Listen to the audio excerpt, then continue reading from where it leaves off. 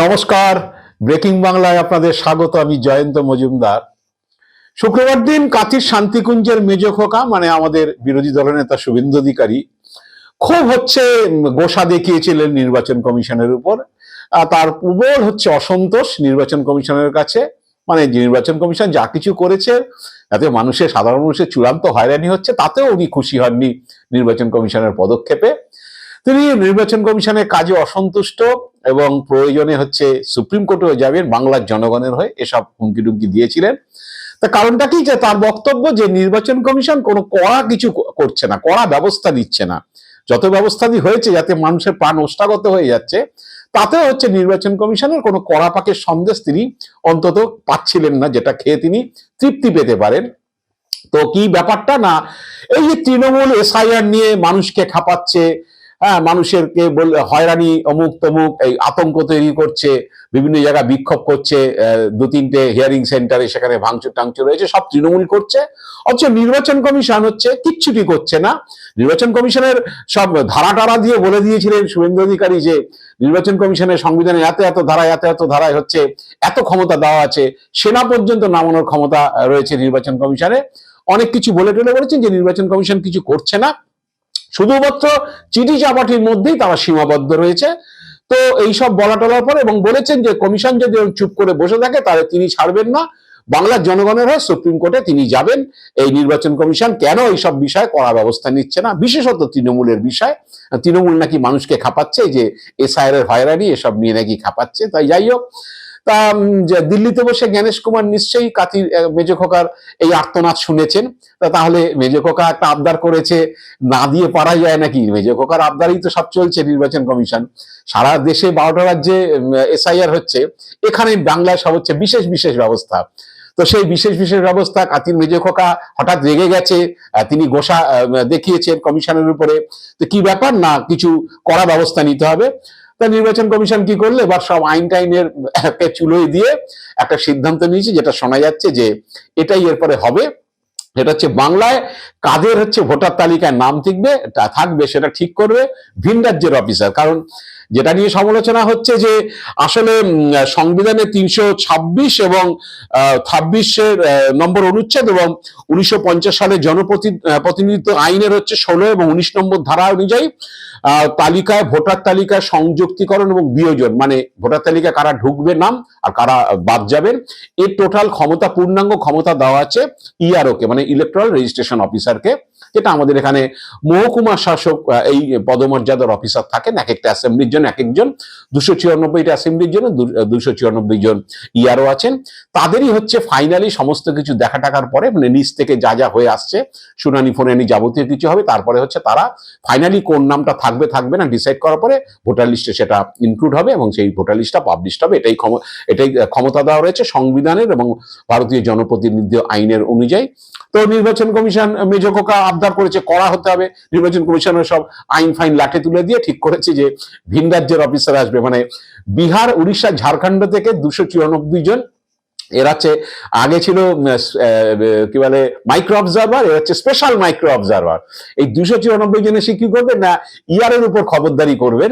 কারণ ইয়ারও যে নামগুলো ভেরিফাই করবেন, যে নামগুলো, যেই নথিগুলো, যারা শুনানিতে যে 1,66,00,000 লোকের ডাক পড়েছে, তাদের যে নথিগুলো জমা পড়ার পরে যেগুলো ভেরিফাইড হয়ে যাবে, যেগুলো মানে স্যাটিসফাইড এবং ভেরিফাইড, তারপরে ইয়ারও সেগুলো নামগুলো তোলার জন্য তিনি তুলবেন। তো সেইটা তিনি তুললেও তার কোনো লাভ নেই, কারণ এই ভিন রাজ্যের যে অফিসার আসছে, মানে এই যে আইনটাকে ভেঙে যেটা করা হচ্ছে, যে ইয়ারোরাই আর শেষ কথা নয়, ভিন রাজ্যের অফিসাররা এসে, স্পেশাল মাইক্রো অবজারভার এসে খবরদারি করে, তারা যদি মনে করে, তারা র্যান্ডাম চেক করবে, মনে করে যে এইটা ঠিক হয়নি, তাহলে নাম বাদ কেটে দেওয়ার ক্ষমতা তাদের থাকবে এবং তারা সায় দিলে তবেই ভোটারটার নামটা উঠবে তালিকাতে। এই ব্যবস্থা কি করেছে, একেবারে ফেলে দেওয়া যায় নাকি মেজ খোকার আবদার? তো এই জন্য কমিশন এগুলো করছে। যাই হোক, কমিশন এবার টিয়ে করেছে, কি বলে, শুনানির জন্য সব যে তালিকা প্রকাশ করেছে। এবার শুনানিতে ডাকা হবে, সবাইকে ডেট দেওয়া হচ্ছে, সেন্টার বাড়ানো হয়েছে শুনানির, সবাই যাবেন, গিয়ে সেখানে কি বলে তার নথি জমা দেবেন, সেই নথি ভেরিফাই হয়ে যাবে ইয়ারোর কাছে, ইয়ারও সেগুলোকে দেখে আপলোড করবেন। কিন্তু শেষ পর্যন্ত ওইটা আটকে থাকবে ভিন রাজ্যের অফিসারের জন্য। অন্য রাজ্যে দেখবেন না, উত্তরপ্রদেশ গুজরাটে এসব কোনো গল্প নেই।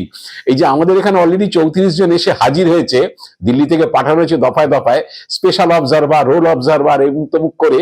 এসব অন্য জায়গায় দেখবেন না, দুজন একজনকে একটু দিয়ে রাখতে হবে, নাহলে যদি বেশি সমালোচনা হয়, বাংলায় এত লোক পাঠাচ্ছেন স্পেশাল অবজারভার করে, অমুক তমুক এত আইএস পাঠাচ্ছেন দিল্লি থেকে, এই দুটো একটা দিয়ে রাখলাম।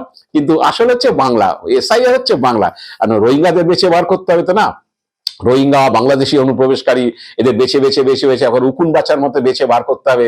সুতরাং এখানে সমস্ত কিছু হচ্ছে দিতে হবে। আর বাংলায় যারা কাজ করছেন, যে ডিএমরা, যে আইএস অফিসার ডিএমরা বা এসডিওরা, তাদের মধ্যে সিংহভাগ আইএস অফিসার, তো বিডিওরা যারা হচ্ছে ইআরও হিসাবে, এইআরও হিসাবে কাজ করছেন, এদেরকে হচ্ছে কোনো নির্বাচন কমিশন বিশ্বাস করছে না, সব মমতা ব্যানার্জির লোক হয়ে গেছে। কারণ এরা সব হচ্ছে সুযোগ পেলেই হচ্ছে তালগোল পাকাবে। শুভেন্দু অধিকারী কানে ঢুকিয়ে দিয়েছেন যে বাংলার যত অফিসার আছে, যাদেরকে দিয়ে টোটাল সিস্টেমটা চলছে, ফাংশনিংটা চলছে, তারা সব হচ্ছে আমার চক্ষুশূল। এটা জ্ঞানেশ কুমার আর মনোজ আগরওয়াল ঠিক করে নিয়েছেন যে এদেরকে বিশ্বাস করে আর কিছু করা যাবে না, কারণ এদের উপর সব চাপিয়ে দাও। এই আর ওরা শুনানি করবে, আচ্ছা ওখানে মাইক্রো অবজারভার দিয়ে দাও, সেন্ট্রাল গভর্নমেন্টের স্টাফ, এখন নজরদারি। কারণ কোনো অফিসারকে আমি বিশ্বাস করবো না, যেই মেশিনারিটা নিয়ে কাজ হচ্ছে সেই মেশিনারিটাকে টোটাল আমি মানে অবিশ্বাস করছি। এই অবিশ্বাসের বাতাবরণে সবকিছু চলছে। তো যাই হোক, এখন এসব তো হলো, হওয়ার পরে এবার এই জ্ঞানেশ গেরো, মানে জ্ঞানেশ কুমার, এখন অনেকে জ্ঞানেশ কমিশন বলছে, নির্বাচন কমিশন বলে না, তাদের এসব কাণ্ড কারখানা দেখে তো এখন হাসপাস শুরু হয়েছে বঙ্গ বিজেপির।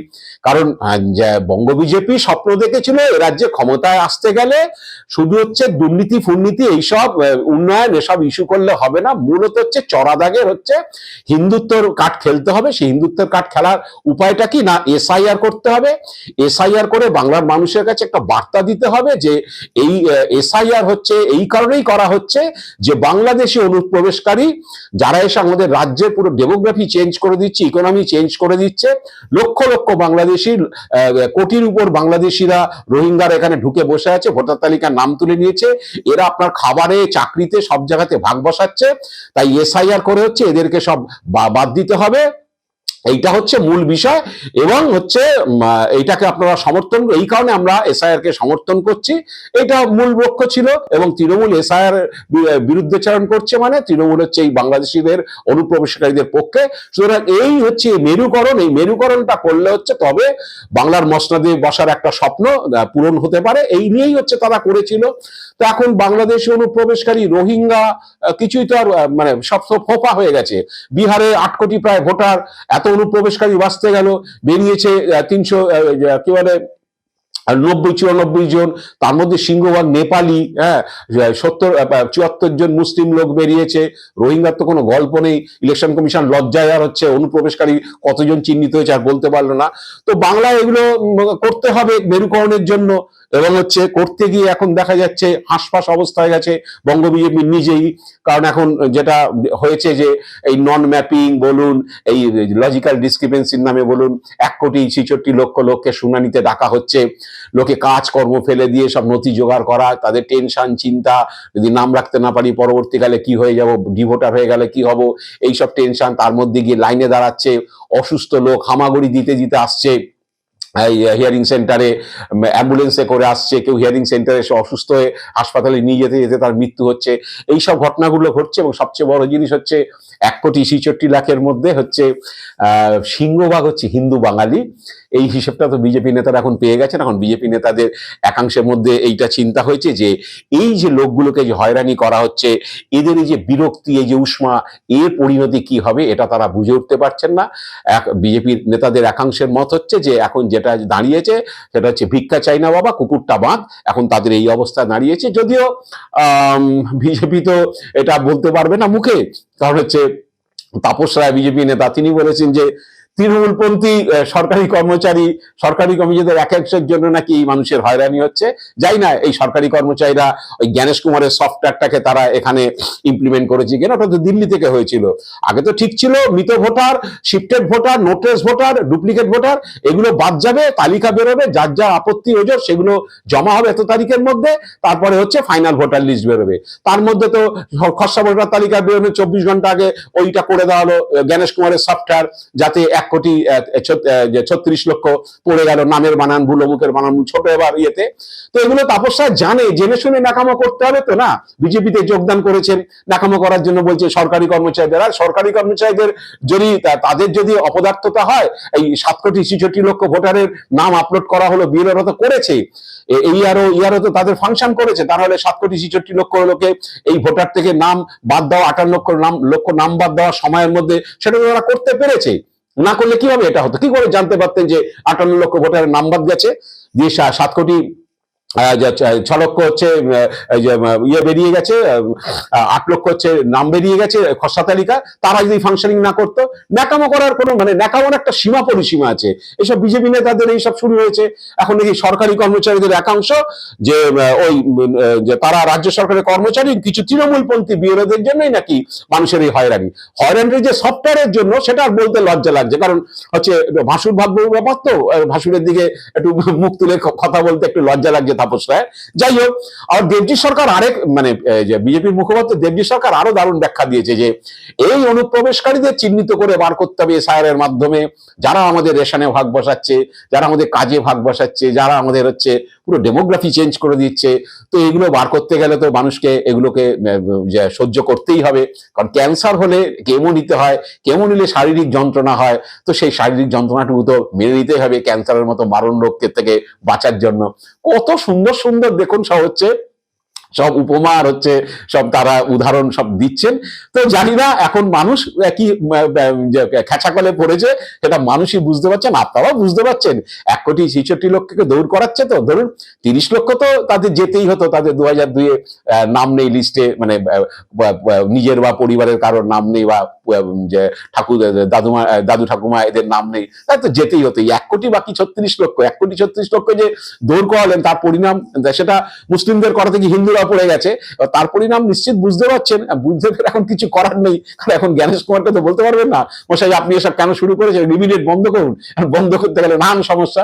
যাই হোক, এখন এগুলো ওই বিজেপি নেতাদের একাংশের কথা, যে এখন যে অবস্থা দাঁড়িয়েছে, যে বাবা শেষ টেস্ট করে একটা কিছু বার কর, ভিক্ষে চাই না, কুকুরবাদ, এই অবস্থা হয়েছে বিজেপি নেতাদের। আজ এ পর্যন্তই। আপনারা ভালো থাকবেন, সুস্থ থাকবেন, নমস্কার।